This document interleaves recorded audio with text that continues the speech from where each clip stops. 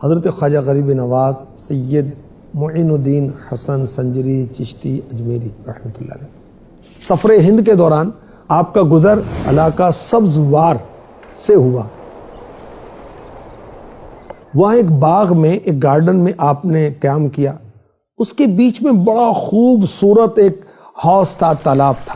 یہ تالاب تھا حاکم سبزوار کا، بڑا ظالم بد مذہب شخص، عقیدہ اس کا ٹھیک نہیں تھا۔ باغ میں آتا تو شراب پیتا اور نشہ کرتا اور شور مچاتا۔ غریب نواز رحمۃ اللہ علیہ نے اس حوض سے وضو کیا، نوافل پڑھے۔ محافظوں نے اپنے حاکم کی سخت گیری کا حال عرض کیا کہ بڑا سخت ہے، بڑا ظالم ہے، اور درخواست کی حضور یہاں سے آپ چلے جائیں، وہ آئے گا آپ کو نقصان پہنچائے گا۔ پتہ کیا فرمایا؟ اللہ پاک میرا نگہبان ہے، اللہ پاک میرا مددگار۔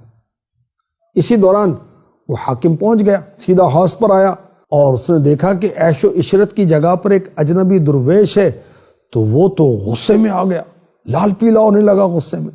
اس سے پہلے کہ وہ کچھ گستاخی کرتا، میرے آقا غریب نواز نے نظر ڈالی، اس کی کایا پلٹ دی، اللہ اکبر، بے ہوش ہو کر زمین پر گرا۔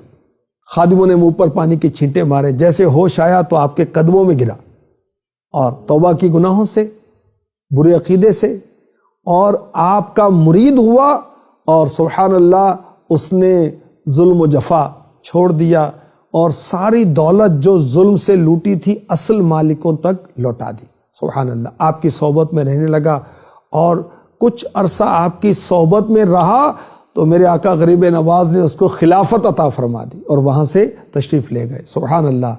خواجہ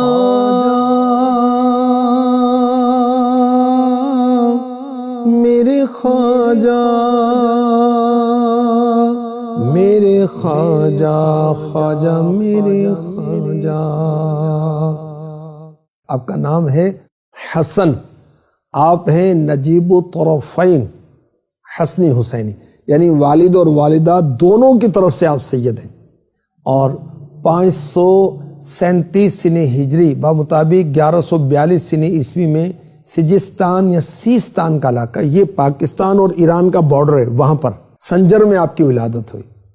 اور آپ کے القابات کیا ہیں؟ معین الدین، خواجہ غریب نواز، سلطان الہند، وارث النبی وغیرہ۔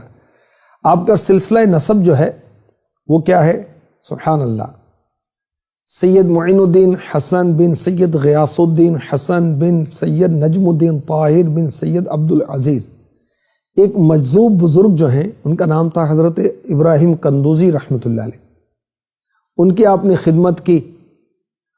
انہوں نے اپنا جوٹھا آپ کو کھانے کے لیے دیا، آپ نے جب کھایا ان کا تبرک تو دل کی دنیا بدل گئی، دل سے دنیا کی محبت دور ہو گئی، سارا ساز و سامان بیچ دیا، فقیروں میں تقسیم کر دیا، اور 15 سال کی عمر میں علم دین کے حصول کے لیے راہ خدا کے مسافر بن گئے، اور سمرقند میں حضرت مولانا شرف الدین رحمۃ اللہ علیہ کی بارگاہ میں حاضر ہو کر آپ نے علم دین کا آغاز کیا۔ پہلے قرآن پاک حفظ کیا، سبحان اللہ، حافظ قرآن تھے میرے خواجہ۔ حفظ کرنے کے بعد آپ نے دیگر علوم بھی حاصل کیے، ذوق علم بڑھتا گیا، علم کی پیاس کو بجھانے کے لیے بخارا کا رخ کیا، وہاں پر بھی ایک عالم دین کے پاس گئے۔ دیکھیں ہمارے اسلاف بزرگوں کے پاس، علماء کے پاس جاتے تھے۔ تھوڑے عرصے میں آپ نے تمام دینی علوم کی تکمیل کی، اور 5 سال سمرقند بخارا میں علم دین حاصل کرنے کے لیے آپ نے اسٹے کیا، قیام کیا۔ صلو علی الحبیب صلی اللہ تعالی علی محمد۔